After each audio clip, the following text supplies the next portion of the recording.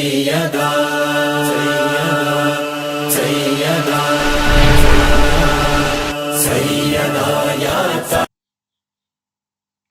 السلام علیکم ورحمۃ اللہ وبرکاتہ۔ خیر مقدم ہے آپ کا فدا نامے میں۔ تذکرۃ الصالحات کی اس سیریز میں بنات رسول اللہ صلی اللہ علیہ وسلم کے بعد اب باری آتی ہے حضرت ام رومان رضی اللہ عنہا کی۔ 9 ہجری رحمت دو عالم صلی اللہ علیہ وسلم کو ایک دن ایسی خاتون کی وفات کی خبر ملی جو شمع رسالت پر پروانہ وار فدا تھی۔ حضور سرور کائنات صلی اللہ علیہ وسلم یہ خبر سن کر نہایت سخت حزن و ملال کے عالم میں ان کے جنازے پر تشریف لے گئے اور خود خبر میں اتارا، پھر ارشاد فرمایا، جو شخص عورتوں میں حور عین کو دیکھنا چاہتا ہے وہ ام رومان رضی اللہ عنہا کو دیکھیں۔ یہ ام رومان جن کو سید المرسلین فخر موجودات سرور کائنات صلی اللہ علیہ وسلم نے جنت کی حور قرار دیا، سیدنا صدیق اکبر رضی اللہ عنہ کی رفیق حیات، حضور پور نور نبی کریم صلی اللہ علیہ وسلم کی خوش دامن اور ام المومنین حضرت عائشہ صدیقہ رضی اللہ عنہا کی والدہ ماجدات تھیں۔ حضرت ام رومان کا شمار بڑی جلیل القدر صحابیات میں ہوتا ہے۔ ان کا تعلق قبیلہ کنانہ کے خاندان فراز سے تھا۔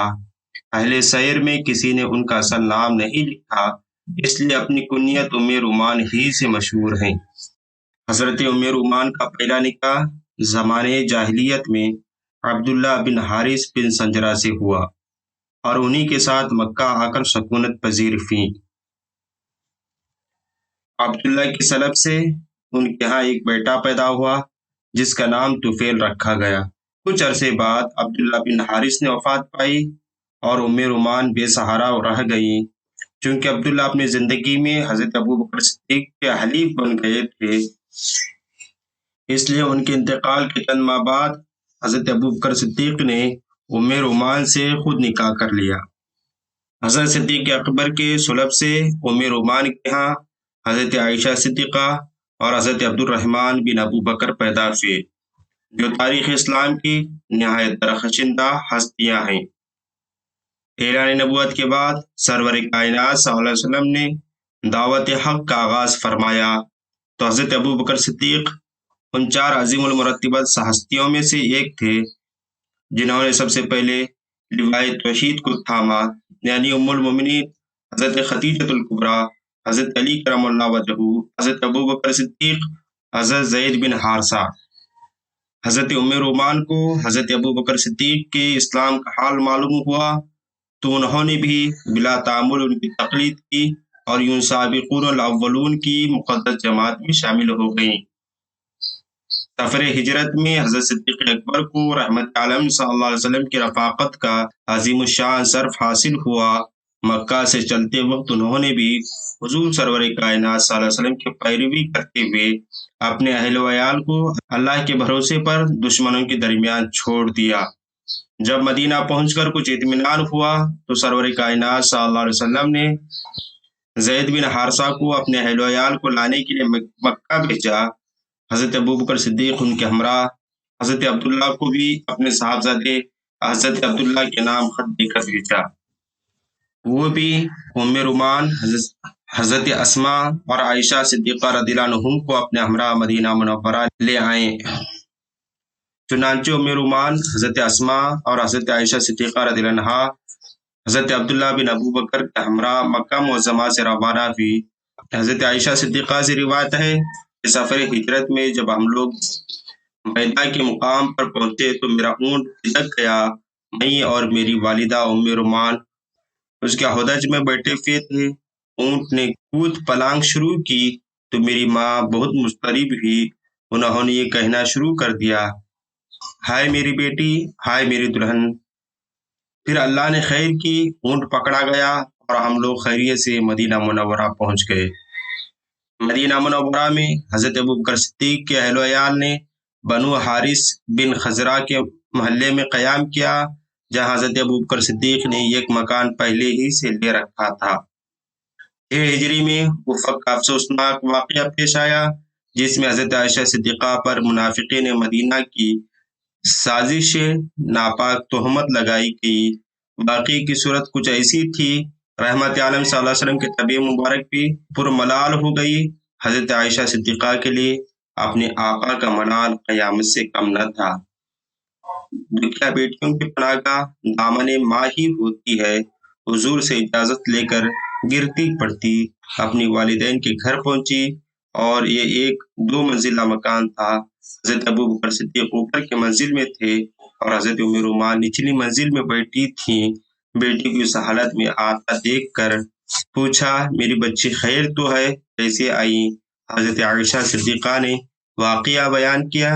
حضرت ام رومان ماں تھی، دکھ تو نے بھی بہت ہوا، لیکن حضرت عائشہ کا دل رکھنے کے لیے کہا، بیٹی گھبراؤ نہیں، جو عورت اپنے خاوند کو زیادہ محبوب ہوتی ہے اسے شوہر کی نظروں سے گرانے کے لیے ایسی باتیں بنائی جاتی ہیں۔ حضرت عائشہ کی دل پہ بنی ہوئی تھی، انہیں ماں کے جواب سے تسکین نہ ہوئی اور فرق علم سے ان کی چیخیں نکل گئی۔ حضرت ابوبکر صدیق اپنی بچی کی چیخ سن کر بالا خانے سے نیچے اترے اور واقعہ سنا۔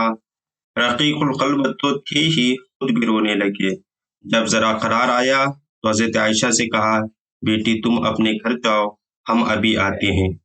جب وہ چلی گئیں تو صدیق اکبر ام رومان کو ہمراہ لے کر حضرت عائشہ صدیقہ کے ہاں پہنچے۔ ام المومنین رنج و الم کی شدت سے بخار میں مبتلا ہو گئی تھی۔ حضرت ام رومان نے انہیں اپنی گود میں لٹایا۔ نماز عصر کے بعد سرور کائنات صلی اللہ علیہ وسلم گھر تشریف لائے اور اس بہتان کے بارے میں حضرت عائشہ سے استفسار فرمایا۔ حضرت عائشہ نے ماں باپ کی طرف دیکھا اور کہا، آپ لوگ جواب دیں، لیکن وہ دونوں رحمت عالم صلی اللہ علیہ وسلم کے سچے شہدائی تھے۔ اپنے آقا کو ملول دیکھ کر بیٹی کی حمایت کیسے کر سکتے تھے؟ کہنے لگے، ہم کیا کہہ سکتے ہیں؟ حضرت عائشہ صدیقہ رضی اللہ عنہا نے عرض کی، یا رسول اللہ، میں بالکل بے گناہ ہوں۔ آخر غیرت الہی جوش میں آئی اور اللہ تعالیٰ نے خود عائشہ کی طہارت گواہی بڑے پرزور لفظوں میں تھی۔ ارشاد ہوا، جب تم نے یہ سنا، مومن مرد مومن عورتوں کی نسبت نیک گمان کیوں نہیں کیا؟ کیوں نہ کہا کہ سری تہمت ہے؟ آیت برات کی نزول سے حضرت ام رومان کو کمال درجے کی مسرت ہوئی اور حضرت عائشہ صدیقہ کا سر بھی فخر سے بلند ہو گیا۔ ماں نے بیٹی سے کہا، بیٹی اٹھو اور اپنے شوہر کے قدم لو۔ حضرت عائشہ صدیقہ رضی اللہ عنہا نے ناز سے جواب دیا، میں تو اپنے رب کی ممنون اور شکر گزار ہوں جس نے میری بے گناہی کی شہادت دی۔ اسی سال کے آخر میں ایک اور یادگار واقعہ پیش آیا۔ حضرت ابوبکر صدیق اصحاب صفا میں سے تھے۔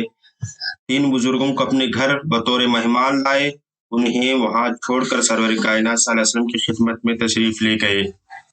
وہاں کچھ زیادہ دیر ہو گئی، گھر واپس آئے تو حضرت ام رومان نے پوچھا، مہمانوں کو یہاں چھوڑ کر آپ کہاں چلے گئے تھے؟